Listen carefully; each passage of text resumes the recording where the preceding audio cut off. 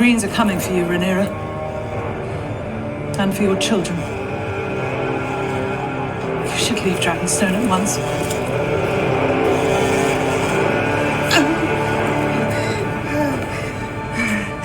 I want to talk about how Rhaenyra deals with loss, or she has dealt with loss in this episode. Really great episode too. Really great episode. And let's think about this, right? Rhaenyra lost her mom when she was a kid. Then about 20 years later, she loses her father. And as she gets news of her father's death, she has a miscarriage. And then at the end of the episode, she loses her son, her favorite son. If that is not going to send Rhaenyra into wrath and rage,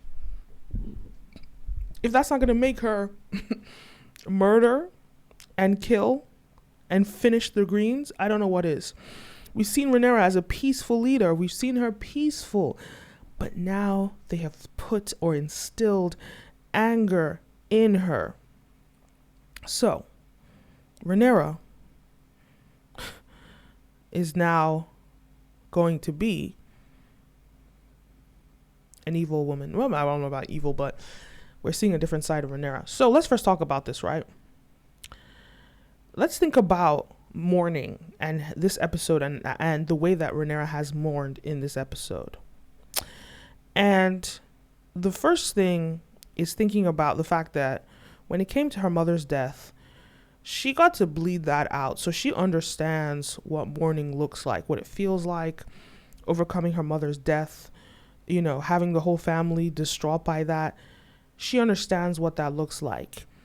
And then all of a sudden, she gets 3 in 1 in a short period of time. Her father, her miscarriage, and then her favorite son.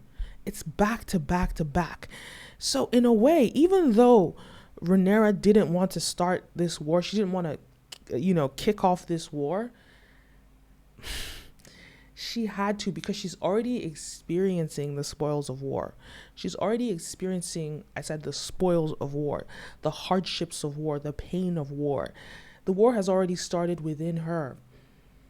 Because because this is a woman that understands what mourning looks like. It's one thing if you just lose a bunch of family for the first time and you've never seen anything like that. But when you actually understand what it looks like, and then having that sort of memory that you don't even get the opportunity to mourn your father, your miscarriage, and your favorite son. You don't even have the opportunity. It all happens all at once. How much more resentful would you be? How much, and where are you going to place blame, right? When you look at their relationship with the Greens, all of the loss that she's had in her life has been a result of the Greens in her eyes. Okay, apart from her mom, but her father, we have Daemon questioning the death of her father. How did he die? Just after they left, they just saw him alive. That's the first strike. Daemon is insinuating blame the Greens. Second strike, she has a miscarriage after hearing news that the Greens did what? They stole her throne, her crown. That's another place that it's an irrational blame. But I think when somebody's emotional, you can be irrational. You can place blame just so you can cope better. You can place blame anywhere. That's the next one. Then the actual loss that is the most painful, I think, of all of them, because they say there's nothing quite like the worst thing for anyone to experience is losing a child. And yes, a miscarriage is terrible and horrific, but she never got to know that child. She's lost her parents. People lose their parents. She's never got to know this miscarriage. But when she loses Luke, her favorite son, that sends her into this anger that is, unspeakable. Because this is the real pain here. She's watched him grow for 14 years. We saw them in the beginning of the episode. Her affection towards him, how she babies him, how she loves him. We saw that in the episode. How he views her, their close relationship. He calls her perfect. We see this love that she has for her son. and she loses him. Now, this is the thing that sends Rhaenyra into rage, and I imagine this is the Rhaenyra that we're going to see in next season is the one that is going to, come for people's heads. I think it's unfortunate that this had to happen to her because it could have been avoided. And I appreciate her trying to avoid any sort of war, but I think she kind of did this to herself. If she did as Daemon requested, her son would be alive. And that's another thing that she's going to have to deal with now, because she had the opportunity to kill Otto Hightower. She had the opportunity to almost end this war, and she didn't get that opportunity. Now she understands. So this is a pain that Rhaenyra cannot even fathom.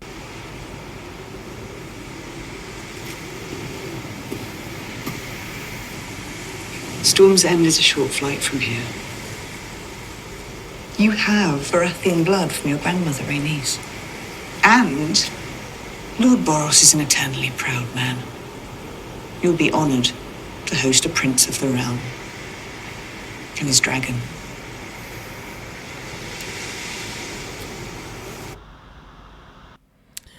So we can see there that is her baby boy, her favorite son, her little pup. Even the Boris Baratheon says, "Run, pup."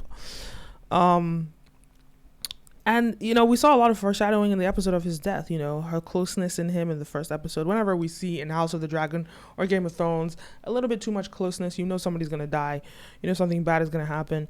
So we see that affection she shares with her son. And then what happens? Boom. He gets here to Storm's End, to the Baratheons, and he meets Aemon. And now Aemon wants the revenge that he's never gotten all his life. Aemon wants his eye. And I think what's interesting in this scene is Aemon, he calls him Lord Strong, which is, he did that first. He's playing around. But remember, the Strongs are at the Riverlands. That's the region they're in. So if he was going to call him a bastard, he would have called him Lord Rivers, right? That's another way of calling him a bastard. Calls him Lord Strong. But later on, he does go ahead and says bastard, and then he stops him from doing that. Now, let's talk about Aemon actually going ahead and killing him. So it's very clear that why did Vhagar stop listening to Aemon? Why did he stop listening to Aemon and go ahead and kill the dragon and what's his name, Lucaerys? Well, first of all, let's remember that Vhagar has had many riders. So Vhagar, in a way, they say the dragon is not a slave. Rhaegar is hundreds of years old. I don't think he necessarily has that level of respect for Aemon. And I think another interesting dynamic here is the fact that the dragons are now at war with each other, which is funny because some of them will be their children, their offspring, or their cousins or whatever. The dragons being at war with each other. That's your boy, but what if that's your boy, and now because the Targaryens have split and they're divided, now you got to fight your boy? So it's interesting here to me. That was an interesting dynamic. But also when what's his name, when his dragon Lucerys's dragon burns fire at the big Vhagar, well, he's not listening to anybody. He wants revenge immediately. And I think that's what actually just did it. The fact that you're not going to tell me what to do. You're not going to tell me what to do. And the fact that, how dare you, especially think about how small his dragon is. He's like a little fly. So of course, look how tiny he is in comparison to Vhagar. Vhagar is insanely massive, insanely huge. And so there, of course, but it's kind of crazy to him because he didn't intend for this, and he knows how much crap he's in now. He started a war. He single-handedly started the war. And it's so funny how they say when boys are always fighting and they tell you, like, be careful, you might actually cause them irreversible damage. He killed his cousin, regardless of whether he calls him a bastard or not, regardless of whether he stole his eye or not. He did not intend to kill someone that he's known since he was a child, his cousin. He grew up as cousins. So that was not an intention. And I don't think he's that vindictive. So he knows, like, not only has he killed someone that is his family, and yeah, they have this little beef, but they don't actually, death is a completely different thing. It's a final thing. So I don't think I think it was a shock that he actually went through and killed him. But in addition to that, he knows what that means for the rest of his family. He knows that this means there's going to be loss. He knows that this means there's going to be a war. And I think that's where he's having his regrets there. Aemon. He finally got his revenge, but was it worth it?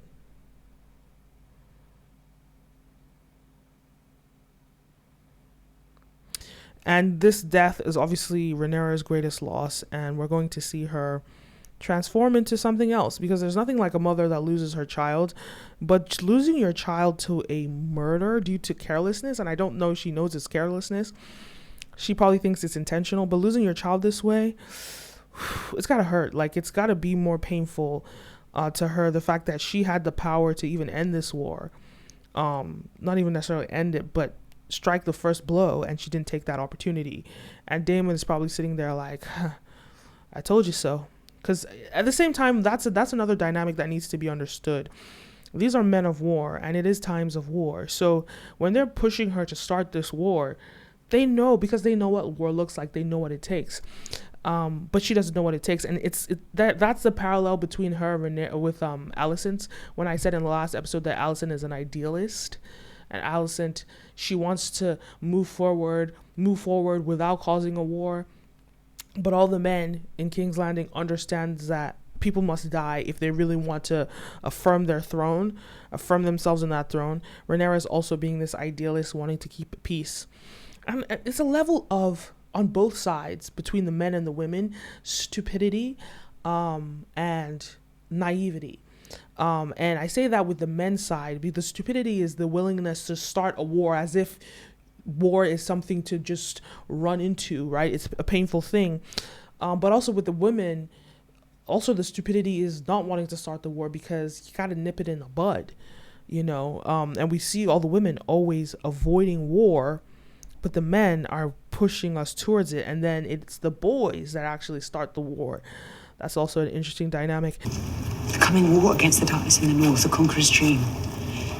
Viserys shared it with me when he named to me her.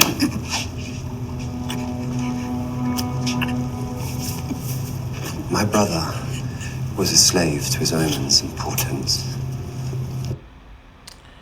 Oh my goodness, what a great episode, guys. Did you watch that? Did you watch House of the Dragon? In this video, I'm going to break down the season finale of House of the Dragon. First of all, it leaked on Friday, which was kind of crazy. I did watch it on Saturday. And yeah, technically I should have gotten this video out to you sooner, but hey, it kind of messed up with my schedule. So let's get into this now. Let's talk about House of the Dragon.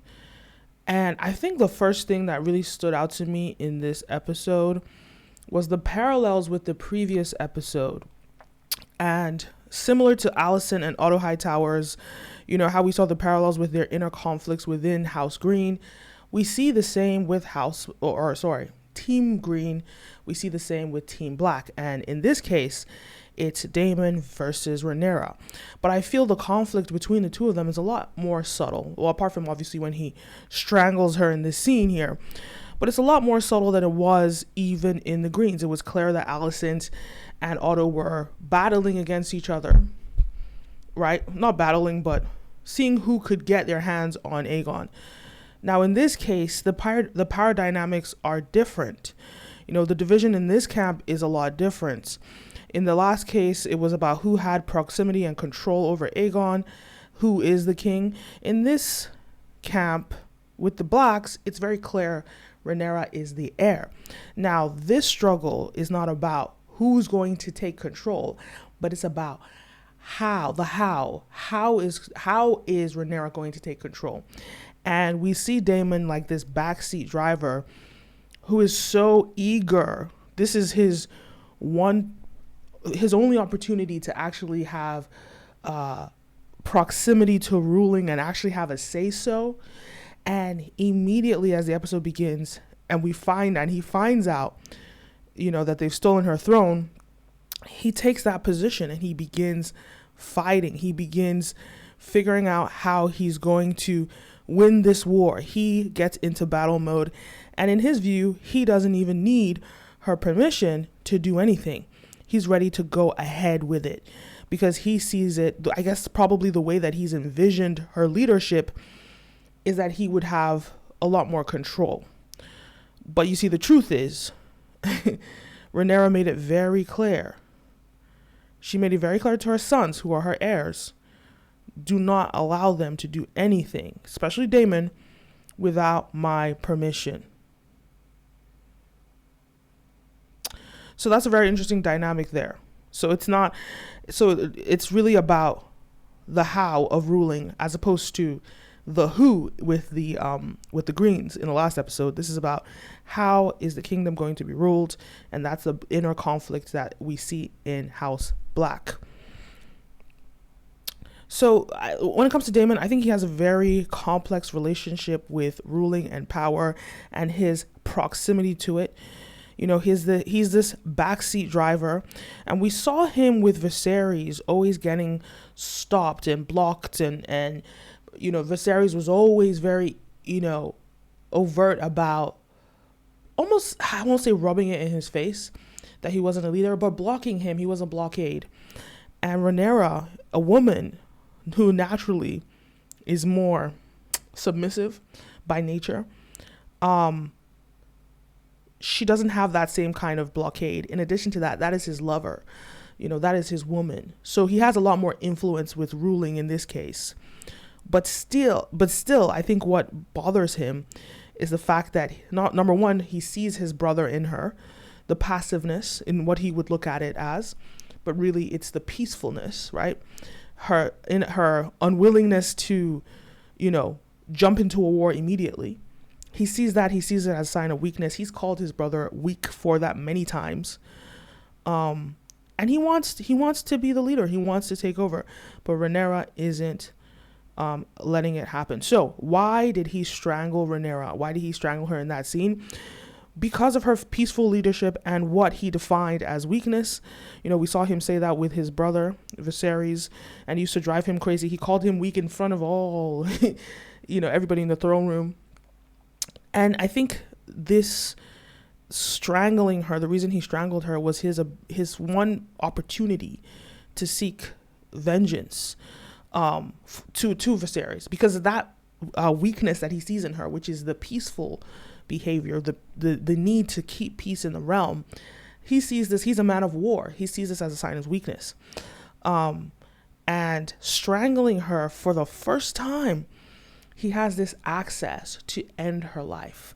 This is something that he's always wanted to do to his brother, who was behaving in the same way, but he never had the opportunity. How many times did we see Daemon in the throne room and we saw guards blocking him from speaking to his brother? He would say something and there would be guards that would, have their swords ready to deal with him if he tried anything. But Rhaenyra, being his wife, he really has that opportunity to be with her one-on-one. He really has that opportunity to speak to her in her face. And it's like in the moment where he gets those feelings, all those times that he wanted to strangle Viserys, he gets to do it with her. He gets to take that opportunity finally. But obviously he knows that if she does die, he will lose everything, all his ambition that he's had all his life. And he obviously doesn't take that opportunity, which is smart. I don't think he intended to kill her. I just think it was one of those like sibling rivalries that he finally got his comeuppance, or finally got his opportunity to strangle her, which he's always wanted to do with his brother. And when he sees that glimpse in her, he does that. And it's funny because even in that moment, they're actually talking about Viserys. In that moment when he does strangle her, they're talking about Viserys, they're talking about his weakness as a king, and then he takes that opportunity to strangle her. So I think it's a great moment in the story. This scene is really great because You know, this is the first moment where we really get to see Rhaenyra being praised as the queen. And remember last time we saw him holding, I believe it was this same crown, he was putting it on his brother Viserys' face. And now finally his brother has died, and I feel like this look on his face is this so close yet so far. He's always close enough to touch the throne. He's close enough to put the throne on the head of the ruler, but he will never be king. And it's like he's just finally accepting that. If we remember in, I think around episode 3 or 4, when he had moved to, where did he move to? I can't remember the place, but it was across the Narrow Sea. He moved there and he was a scholar and he was just reading in the libraries. He was obsessing over, you know, the histories of Westeros and the leadership of Westeros. He was obsessing over his ancestors and their position in power. And he just has, I think his whole purpose or his whole mission is about his obsession with leadership and being the king, but just kind of like having to accept that he will never be that. And that's one of the painful things for him. And it's so funny because he has a lot of parallels with Aemon Targaryen, Aegon's brother, who also, you know, if you remember in the last episode, what's his name? Sir Kristen Cole told Aemon, you know, I know what it's like to pine for something that other men are so freely given. He said something along those lines, and we see parallels between the two characters where they both are second sons. They will never have the throne. They'll never possess the throne, yet in their view, they possess all that is needed to actually rule. So it's an interesting dynamic there. So, you know, in this moment, we see him for the first time. He's holding on to this throne. This is, you know, his one opportunity, but he looks at the throne, he looks at his desire. But when he looks at the crowd, they're not there for him. They're not standing there looking at him. They're standing there for the queen. And obviously, you are not a leader if you don't have followers. No matter what, no one's going to follow Daemon Targaryen. Even if he killed his wife, no one's following him. So it's this level of acceptance that he will never get this throne. But hey, he turns around and it's his wife. So it's almost like you love her, but you hate her at the same time. It's this sort of like very interesting dynamic there. He has to love her. This is the woman that he was destined to be with. He loves her with all his heart. But at the same time, he hates that she gets to live out his dreams and he gets to be a backseat driver. All right, let me move on to the next part. I think it's a few moments later. And it's very interesting, the dynamics, the difference between how the two of them, you know, see power. And, you know, we have, you know, like I described, Daemon, who has always had this desperation for it, always had this longing for it. But Rhaenyra, who, you know, originally, she was never meant to be queen, but she never necessarily had this desperation and longing for it. It's always been a duty to her. And in these first moments when we see her wear this burdenous crown, first of all, it's so fitting when we see her, when they call her queen, they put the crown on her head and she steps into the room and she's sort of grasping the fact that this is something that she's always had proximity to. She's always watched her father rule, but she's never quite got to be the ruler herself. And she has this little awkwardness, you know, which is kind of weird to her. Like, you walk and they follow. This is not something she's used to. So it's a little level of awkwardness, you know, that she offers her the cup of wine. It's very different being a princess and being an actual king or a queen. And for her, now that difference is pronounced. It's obvious even in the way that people behave when she's in the room, when she's moving, when she's doing anything. And to her, it's a little bit awkward. It's a little bit different, but it's like you're wearing something that you've admired for the first time and you're trying to figure out how well it fits. So it's a very interesting thing there. And you see that even that look that they give each other here, the queen that never was, you know, this is something that she was supposed to have, and she's almost accepting that she will never have it. I think she's far beyond accepted it. But I think at the same time, there's a level of her being proud to see a woman step into that role, something that she thought she would never see ever, especially not in her lifetime. So So this is something that Rhaenyra has been preparing for her whole life, but it's one of those things. So that's another thing. Even though it's something that she's been preparing for her whole life, it's one of those things that no matter how much preparation you do, it's nothing is like actually experiencing it, you know. And when you do experience it, you really don't know, or you can't really predict what it really actually feels like. And that's kind of the role that Rhaenyra is put into. What is our standing? We have 30 knights, 100 crossbow men, and 300 men-at-arms. Dragonstone is relatively easy to defend, but as an instrument of conquest, our army leaves a lot to be desired. I've sent word to my loyal men in the City Watch. I'll have some support there, but I cannot speak to the numbers. As we are seeing, you know, Rhaenyra awkwardly step into this position, we see Daemon, who is a man seasoned at war, and he speaks with such speed and confidence, which is like in direct contrast to Rhaenyra, who was, you know, sort of like wearing on the gloves for the first time, or wearing the throne for the first time, experiencing this for the first time, being a little bit awkward, being a little bit hesitant, just trying to figure out how she's going to navigate this. Because it's almost like, in a way, it's like imposter syndrome, right? You kind of feel like you're a phony because, like, what do you really know about this stuff? In addition to the fact that you're a woman and half the top people are just not really respecting you as a woman. But Rhaenyra wears it quite confidently, even though she's figuring it out. I don't think it's a lack of confidence. It's just an awkwardness, a little awkwardness. But the way Daemon speaks, it's with confidence, it's with discernment, it's with assertiveness. He's ready for that position. And it's almost like he's subliminally contrasting her, almost like, I am more prepared for this than you. But what Daemon doesn't understand is, yes, you might be a man of battle, you might be a man of war, but being a man of battle and war has nothing to do with leading, right? There's a difference between being a leader, a ruler, a king, a queen, than being a military leader.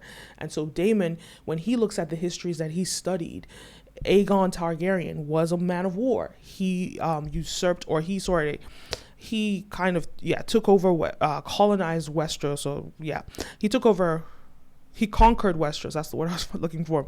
He conquered Westeros. He did all these things. He was a man of war. And so it's almost like history's romanticized men of war and not men of peace. But it is the men of peace that keep stability in the realm. And it's so funny because Viserys one time, I think he was talking to Otto Hightower and said, won't be remembered because, you know, he won't be remembered because his time was peaceful, his reign was peaceful, and people only remember the man of war. But when it really comes down to it, when it comes down to the quality of the lives in the realm, within the realm, it's the people of peace that matter most. And so Daemon doesn't understand this as a man of war. So he thinks he has more credentials because he's a man of war and battle. But Rhaenyra sits comfortably in that throne regardless and understands this position is more than that. This position is about peace. Where is the princess?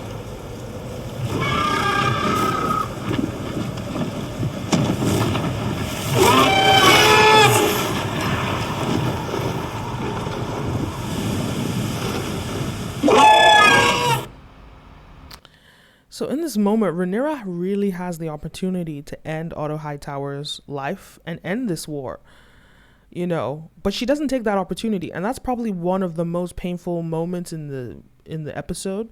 And I think this is what really pisses Daemon off.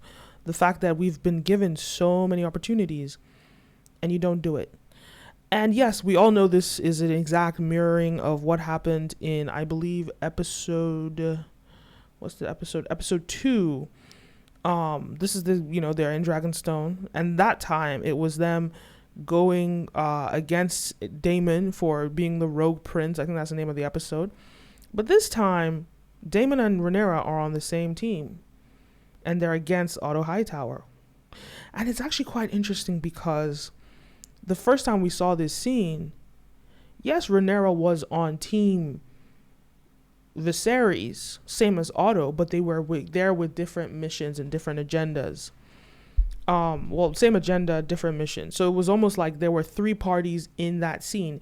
And that's exactly what we see here again. There are three parties in this scene, right? He wants war. Well, he wants peace, but he wants to seize the throne. He wants to keep the throne. and she wants peace. So she's even going to go as far to listen and hear him out, because this is very courageous for him to come all the way here to Dragonstone when I think that Rhaenyra is not going to kill her. But that's part of the manipulation. And he also understands that Alicent and her friendship, they are like blood sisters. They are so close. And that was part of the manipulation at the end of the scene when he comes and he gives her that piece of paper to read from Alicent. This, I don't quite know what this is. I think it's the mother. I'm not sure. But it's a sentimental message that he's passed on to Rhaenyra, something that she must have shared with Alicent growing up as a child. And that's what he knew. That's why he came and he did that. He really wanted to pull her heartstrings and, try and convince her out of this. And even in Rhaenyra backing down and not wanting to lunge into war, let's all also remember the last time we saw her with her father, she was crying and telling him that maybe I should just give this up. Why should I have this? She was like almost begging him to just like go ahead and let Aegon be king. But Viserys reaffirmed her that this position is not about you. This position is about the Song of Ice and Fire and ensuring that your lineage is the lineage of Jon Snow and Daenerys. Your lineage stays true and we maintain the Targaryen hold on the throne. So he really knew and understood that it was his daughter Rhaenyra, and it was beyond anything that we could have imagined.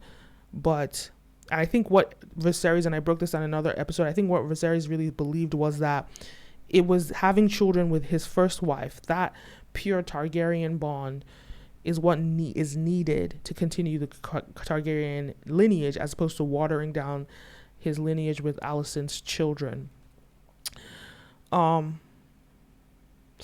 So that's a very interesting moment too there. And it's very clear that Rhaenyra herself, she's a very smart queen. She's a smart queen. She's not going to be moved by anger like she told Daemon. She's not going to be moved by these things. She's there to rule. She's there to rule. There's another line that he had made, Otto Hightower, in his, just the audacity of Otto Hightower is just beyond me. So he makes some offers here, and let me just play some of his offers that are just so offensive. Acknowledge Aegon as king and swear obeisance before the Iron Throne. In exchange, His Grace will confirm your possession of Dragonstone. It will pass to your true-born son Jacaerys upon your death. Lucaerys will be confirmed as the legitimate heir to Driftmark and all the lands and holdings of House Velaryon. Your sons, by Prince Daemon, will also be given places of high honor at court. Aegon the Younger as the king's squire, Viserys as his cupbearer. Finally, the king in his good grace will pardon any knight or lord who conspired against his ascent. The audacity of Otto Hightower. So first of all, Otto is coming with a little bit of sense. He's purposefully calling Jacaerys her true-born son. He doesn't want to play into those bastard rumors, because that's the first thing that could get him killed. And it would not be a smart play to call him a bastard, right? So she says your true-born sons, right, will take these positions, Driftmark, all the stuff that they are expected to have. She then goes on to say that his kids by Daemon will be cupbearers and squires to the king. Now, these are Targaryens. He has places of honor. But do you think Daemon is going to let his children be cupbearers? So he was offended by this. We could see him sort of like moving up and down. But also Rhaenyra, even though she plays a good game and pretends as though she's not offended by this, let's remember, Rhaenyra is the same person that moved her whole family out of King's Landing because she felt as though the Greens were making her children lose their confidence. Right, when they started accusing her children of being bastards, the way that the Greens have bullied her children, why would she then bring more of her kids to be squires and cupbearers, to be further belittled by the Greens. This is against Rhaenyra's whole mentality. She's a woman that has instilled pride and confidence and strength in her sons. And so this is not something that she would agree to.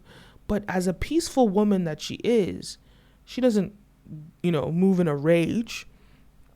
Yes, she did snatch the thing from him. That was the most rage that we could see from her.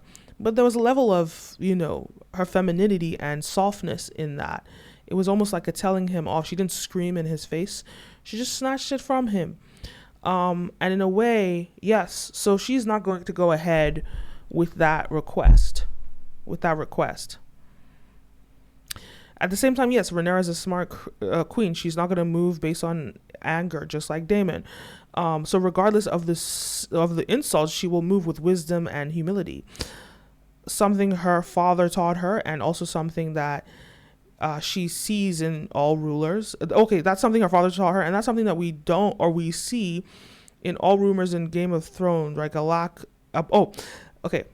So this behavior is something that her father taught her to move in peace, but it's also something that we did not see in all the other people in Game of Thrones. Cersei, we didn't see that. We didn't see that in Joffrey. We didn't see that in Baratheon. We didn't see it in anyone apart from Jon Snow and apart from Sansa. That humility, that calmness, that peacefulness, Sansa and Jon Snow were the only two people that we really saw that in, which is a very endearing quality that Rhaenyra has. She's quite likable because of this. And remember in the scene when she says, "I do not wish to rule over ash and bone."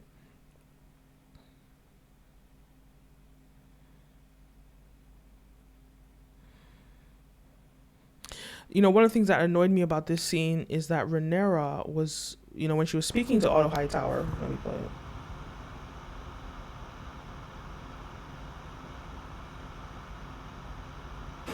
And then there is Stark, Tully, Baratheon, houses that have also received and are at present considering generous terms from their king.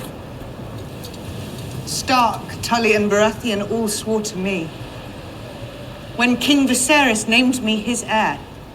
Stale oaths will not put you on the Iron Throne, Princess. The succession changed the day your father sired a son. So there's a level of a lack of confidence in Rhaenyra. So we can see that she's only just coming into her own. She still feels like the little girl that was a cupbearer in the small council meeting. She lacks this layer of confidence. So you can see she's just fitting into the role as queen. And I mean, yes, there are some qualities about her that we've already seen: her firmness, her humility, we've seen all these great qualities in her, but this lack of, I want to say almost confidence, but not confidence in herself. There's a little layer of lack of confidence, but I think it's just more so she's taken aback by the audacity of the Greens to actually go ahead and try and steal the throne, even though her father consistently made it clear that she was the true heir.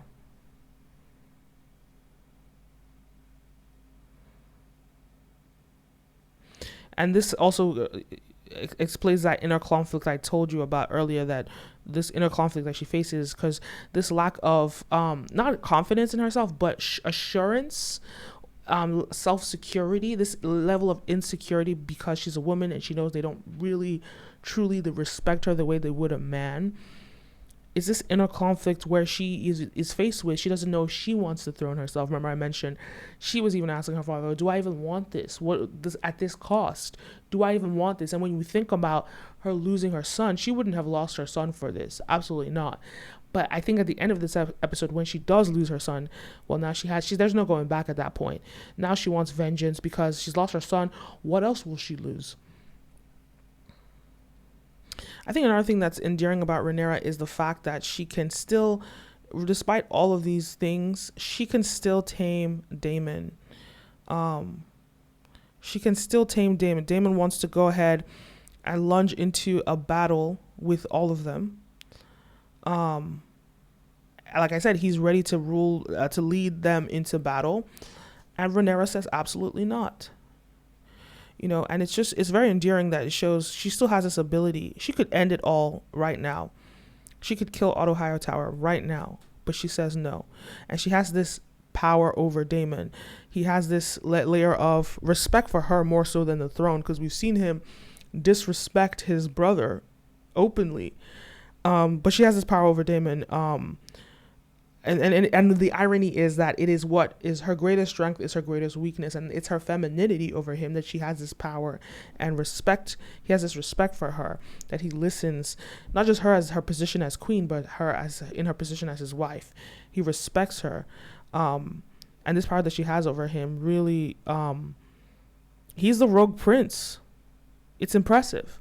Who can get him to stand down? We saw her do it the last time they were in Dragonstone, when he was ready when he was the rogue prince. She had this power over him, and she still has that till this day. So there's a layer of respect for her, that even she can tame the wildest of beasts. And that's really what it takes. It's a microcosm of her taming the realm, her taming the dragons, and making sure the dragons don't even go, and kill all the greens. So that's an interesting component there too.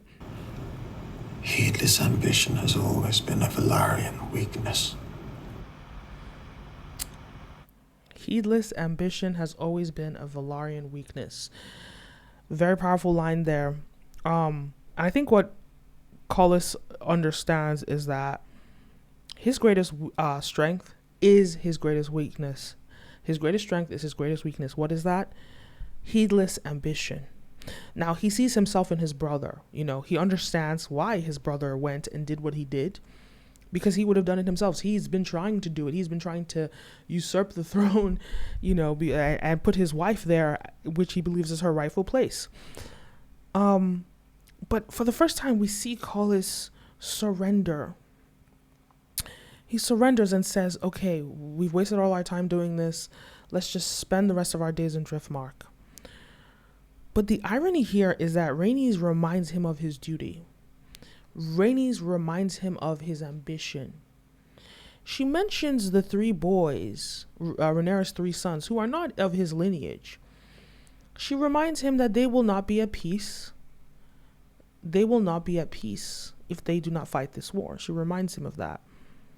And yes, there's a layer of Corlys that wants to fight this war, because of this is his family unit. His granddaughters are getting married to them anyway, so the Velaryon blood and the Velaryon name will stay on the Iron Throne. So that is something that he gets what he wants.